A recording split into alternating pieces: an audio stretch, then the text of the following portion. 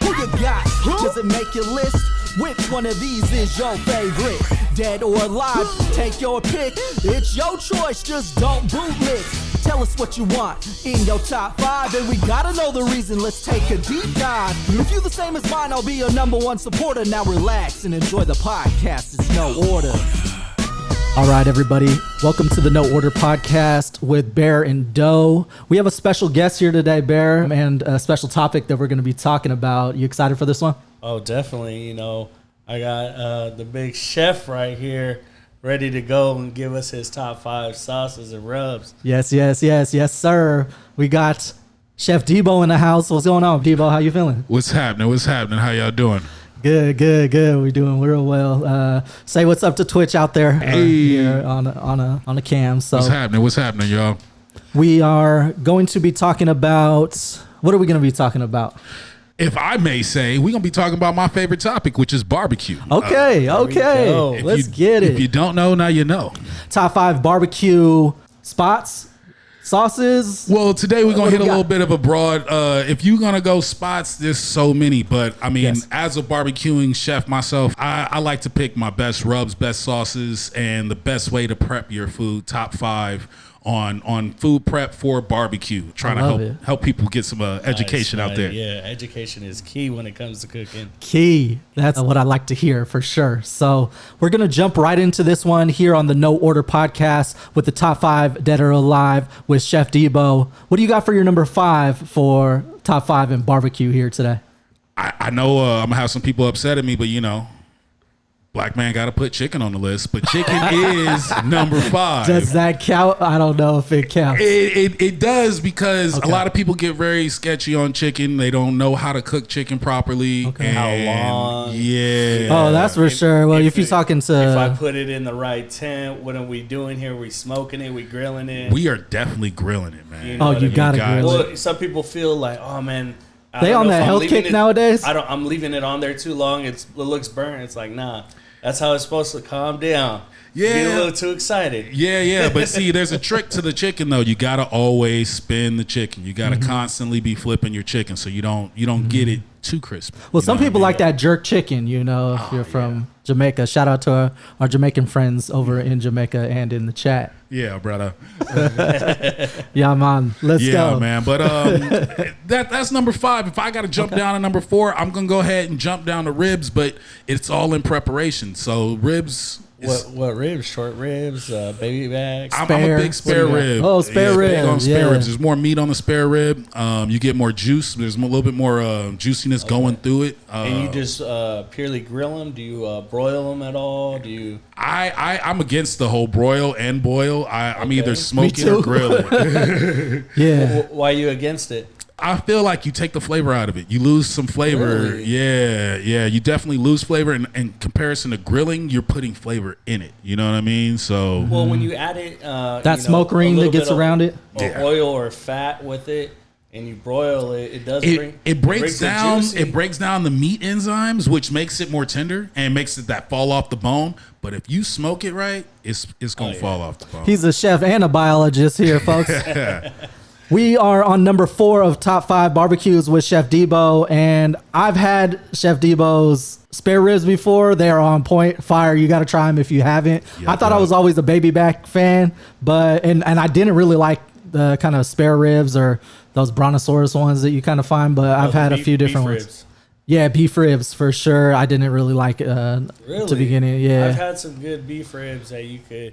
It's real hard to season those because it's such a big piece of meat on a bone. But if you could get it right, it's when it's done right, it's yeah. Good. I could tell like maybe I might like this, but the ones I had they weren't the best. But that's why I always stuck with the baby backs or spare ribs, because shout out to my Koreans out there. I love going to get the kaibi. Get that short rib going. Yeah. No, it all depends on the preparation, especially for the chefs. If you're prepping your food. If you're prepping your food right and take the proper time to cook it, then, you know, the more love you put in the food, the more love you get out of it. Absolutely. Okay, a little side quest here. Do you like eating your own food? I know some people, they make their food, they'd rather just share it. Is that a valid question? I think everyone out there. So as long as you like it, I'm okay with it. I'm one of those chefs that I just pick at it while I go for a little bit, and I don't really sit down and eat it. Okay. I'll pick at a little bit of piece, like, oh, I messed that one up. Oh, that's for me. Oh, you messing up the whole match. Little tester pieces. Yeah. That's pretty much how I get down too. But man, I'm gonna keep it real. I throw some pretty good barbecues, and you know, I know you guys have tried barbecue, and to be real, I rarely get a chance to get to it because it's always gone. It's gone before you get a chance. But I definitely love my own food. There's a whole different flavor. You know, when you go to Everett and Jones or go to a nice barbecue spot, you know, shout out Everett and Jones, Auntie Everett. And if you're in the Bay Area, you got to go to Everett and Jones. That's for sure. I'm telling you. But I love eating their food because I don't have to prep it. But my food is, you know, you put your own flavor in. It's a different feeling when you go to a restaurant and you try something. You're like, oh, this is good, but I would have did this, or I have. They haven't tried mine yet. Yeah, no doubt. Well, you're always your own worst critic as well, so that's why sometimes I'm like, I know this could have been better. Exactly. You still kind of got to put it out if that's the case. So, hey, but that's what makes you a better chef. You know. That's absolutely correct. Trial and error. Trial and error. You got to try it out. Okay, so we got 5, 4, and what do you got for number 3 on the No Order podcast here with us, Chef Dbo?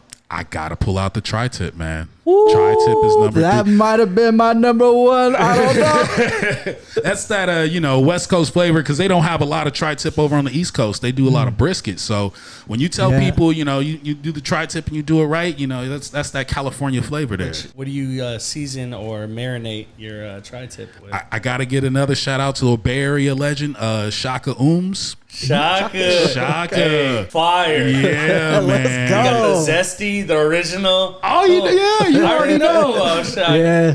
He knows Shaka for sure. Ooms, I'm surprised y'all haven't leaked up on this topic in the past. I'm just breaking it down though, but yeah, that is a hands down. You can't go wrong. You throw that on anything, chicken, steak, All right, ribs. so you gotta try my tri-tip then. So what I do is I marinate it for 24 hours with some apple cider vinegar, Worcestershire sauce, mustard, and garlic. Okay. And you know, some other stuff, but you know I can't put it all. I gotta Yeah. I tell you this right now: everybody that's tried this has shown me some love. All right. Well, you know what? I definitely respect the chakra sauce. The Shaka, and you know what? And that's a good base, and it's good to add things to that. I always like to add maybe a little soy sauce or maybe just whatever. What I like about flavor. Cooking with that sauce is that while you're cooking, you just pour a little bit more when you need it, and then when you're done and you slice it up, you can pour more at the end. Yeah, it's kind of not you know, like my rub. I don't pour it. I just pour it while I'm cooking it. To baste. To baste it. Yeah. I don't do it afterwards because it's usually gone. I only have so much. Yeah. So by having that sauce, I've used it in the past, and yeah, man. Yeah, it breaks down with the au jus good, and you mix that together. People be like, oh yeah, this the tri-tip sandwich is one of my favorites. Sorry, yeah. And I'm telling you, Shaka Ooms straight out of the Bay Area, so you know, shout out to the Bay Area legends, man. Shout out. But that's definitely a go-to, and that's also one of my secret sauces for when I'm making my own beef jerky marinade. So nice. That's a side tip. Okay, that's what I like to hear. Yeah. That's number 3, tri-tip on the top 5 for barbecue here with Chef Dbo on the No Order podcast. Well, we're getting down to final 2. What do you got for number 2 for us? So was it a tough call for you? It really was, but and this might seem a little bit cliche, but I got to go back to the chicken. And you're gonna think, oh, he's going back to the chicken. But this is a whole different chicken when you're talking beer can chicken. You can't really put it in just grilled chicken category. You know what I mean? Beer can chicken has such a different flavor. It's a totally different beast. You cook the whole thing. I don't even touch take a whole chicken. You don't even touch it. You put that beer can in there, but how you mix that beer can and what you put in there, and you set it and forget it, and the rub on the outside, the beer makes everything infused inside, and then with the if you smoke, can survive drinking all of the beers by the time you get back to it. And I'm gonna tell you, if you ever throw in a party and you pull out a beer can chicken, it is gonna be a fan favorite. That's a hit right there in my book for sure. Yeah. Awesome. What kind of beer you use? Personally, I like the Budweiser. Okay. I've tried King of beers. It's like a classic. I've tried though, everything, for and to flavor. be honest, even for I've barbecued and hosted, catered, and some people that don't drink. So I was like, okay, well, let me try something different with the beer can chicken, and I put Dr. Pepper. I use Dr. Pepper as my rather than beer, you know. So there's other ways you can do it. You can make it fun, and for churchgoers and people that don't drink, you ain't got to make them feel like they're doing something, you know. Okay, so let me ask for the people out there: are you throwing like other spices into the beer as well? Absolutely, Okay, 100%. okay. You want to give us your secrets, or no? You can't give it away. I'm gonna give this secret out because you got to get the ratio just right, so it's all right. Season of salt, pepper, and A1 sauce. That's the trio. You got to drink half the beer, and you fill a quarter back up with that much with those items, and it is just smacking. Okay, so there's a lot of those items in there then to fill the beer back up. Yeah. Okay. You gotta get the ratio just right. I mean, I let everybody experiment with their own ratio. You Yeah, know? it sounds good. Maybe throw some other spices in there too if you want. Who knows? Trial and error. Yeah. Yeah, keep every now going. and then throw like a piece of stick of rosemary or something. You know. Now, Bear, I do got to bring up, because we have this in a previous topic, peanut butter chicken. Have you had it? I have not. Have you had it? I've heard of it. Have not tried it. I know you're gonna hate because I like the peanut butter Captain Crunch, and he don't like peanut butter. But No, I I'm don't. not big on peanut butter myself. I'm okay with peanut butter. Just peanut butter Captain Crunch sucks.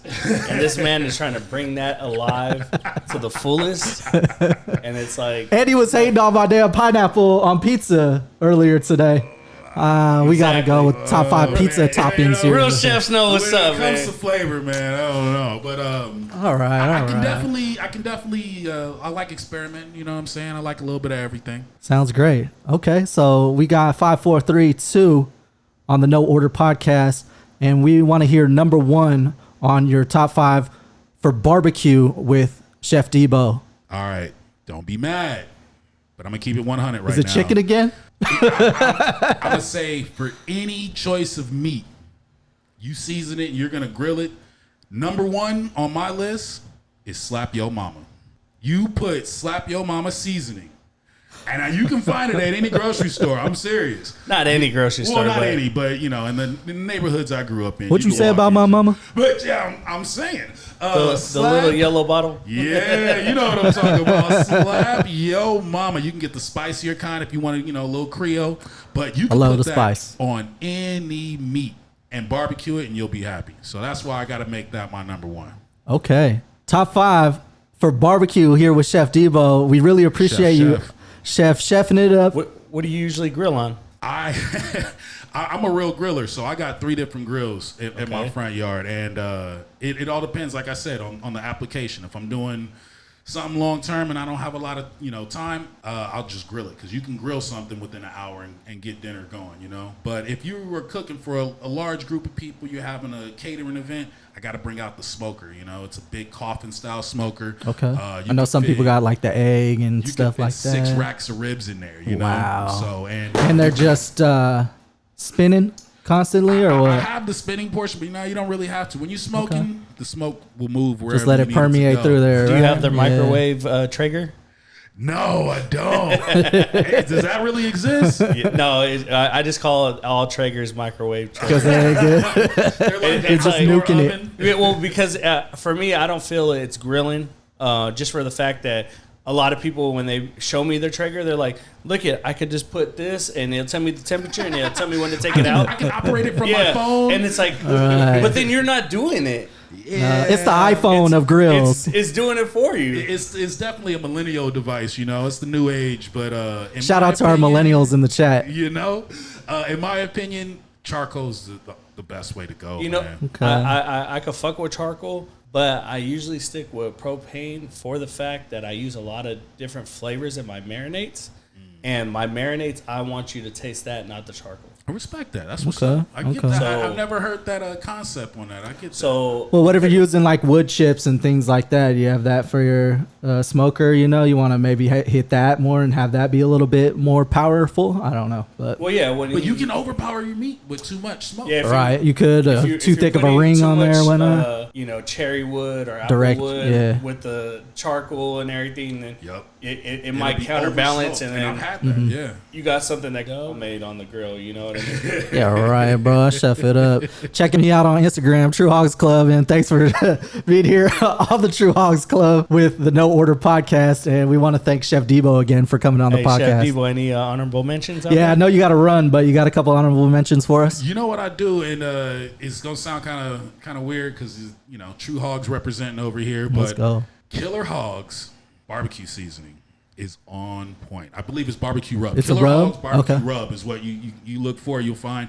And You don't mess with your own rub? You haven't made a concoction yet? I definitely have my own homemade rub. And The Killer Hogs is going on pork? Yeah. Okay.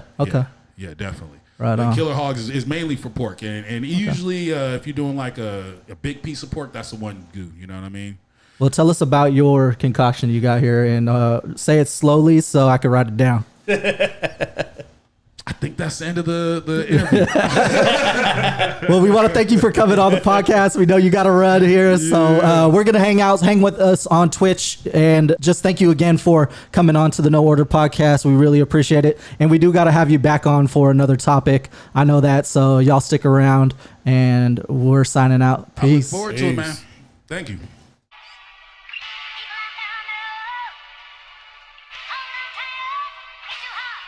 be